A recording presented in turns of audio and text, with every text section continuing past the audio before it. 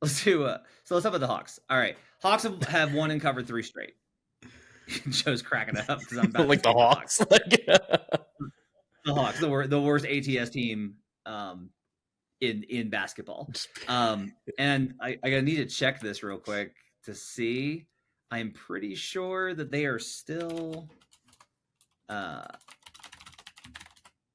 Just to confirm this real quick. Yeah.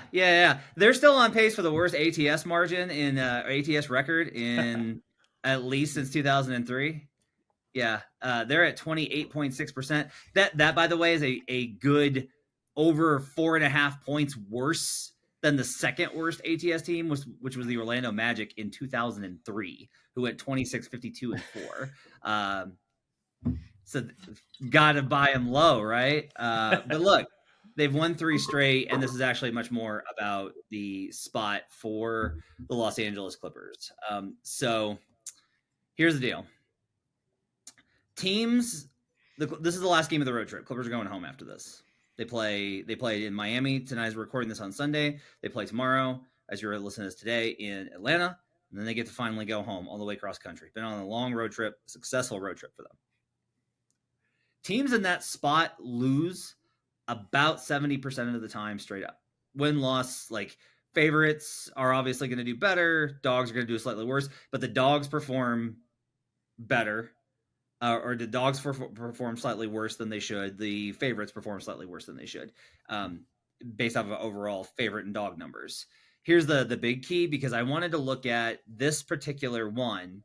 The Clippers played Friday in Detroit, flew into Miami that night, had all day Saturday off, beat the Heat on Sunday, and then traveled a short flight now after this game. They'll be in with more than enough time to go out in Atlanta. Now, look, this is a veteran squad, and they live in LA. It's not like they're like dying to go somewhere that's nice. They live in LA, for God's sakes.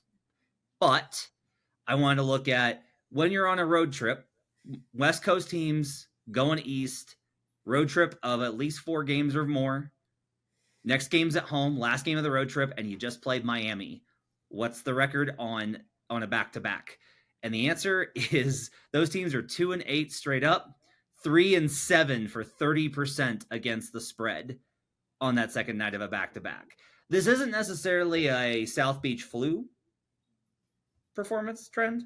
This is more the Clippers have been dynamite, and they just got a win versus a very the reigning Eastern Conference champions. The Heat may not seem like a good team this season, but teams are going to treat them seriously, and they got the win versus them. They're now going into Atlanta, into what is a pretty big trap spot here, in my opinion. On the last game, they are a road favorite. I get Atlanta as a home dog. Don't get me wrong, Atlanta's been dog shit as a home team this season, so I'm not excited about that.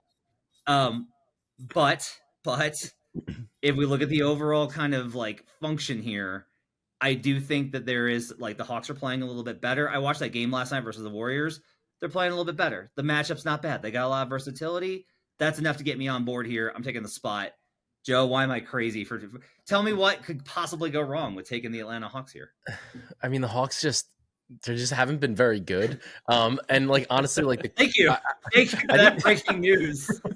I think the other problem is honestly, it's that the Clippers just have been just wrecking teams. Like they just are rolling through everybody. The one thing I will look at though, I wonder if Paul George is going to sit. He's been kind of on a minutes limit. He's kind of been having his minutes managed a little bit lately. He hasn't played 30 minutes since January 21st. So I wonder if, maybe he doesn't play today or something like that. And that could obviously impact the line a bit too. So I do understand the spot. And then, they do have Zubac back, but I don't know if he plays considering he just came back from injury. So I think that what you're getting at makes a lot of sense. And, especially with, Jalen Johnson, DeJounte Murray, they do have some athletic wings there that can kind of give the Clippers some problems. Okay, Joe. So I appreciate this. I do. But I'll just say this. You don't have to try and justify this. A simple no why is fine here.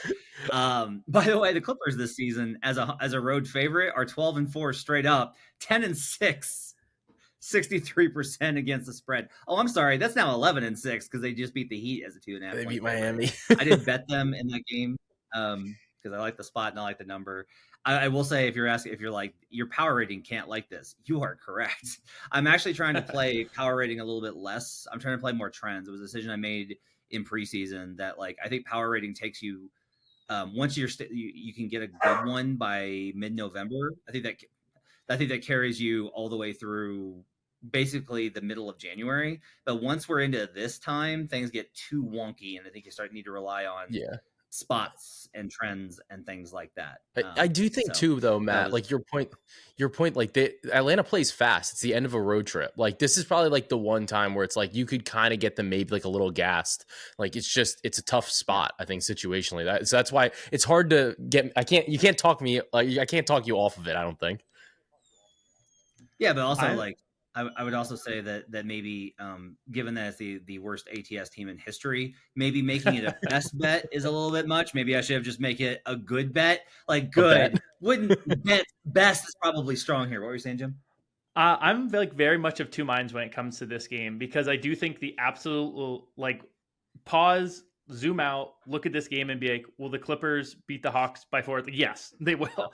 But I am with you very much in that I think it's a really rough schedule spot, and this is the time of the calendar to start to look for spots a little bit more. And I do think that, that final game of the long road trip, with the Hawks having played a little bit better, and the Hawks, to be honest, in a position where they are, desperate right now. Their season is hanging on basically by a thread.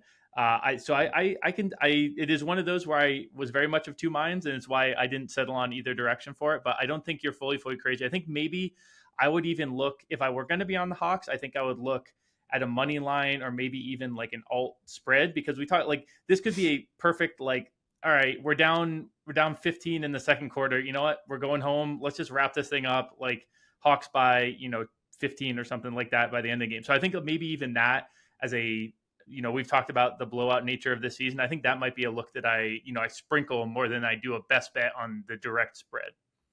Yeah, I do have a bet on the money line. I think the problem with the alt concept here is that win a very good schedule spot. Hawks, maybe. Win by margin in a very good spot versus a good team. Oh, no. Now we're asking a lot. Now we're asking a lot of Atlanta.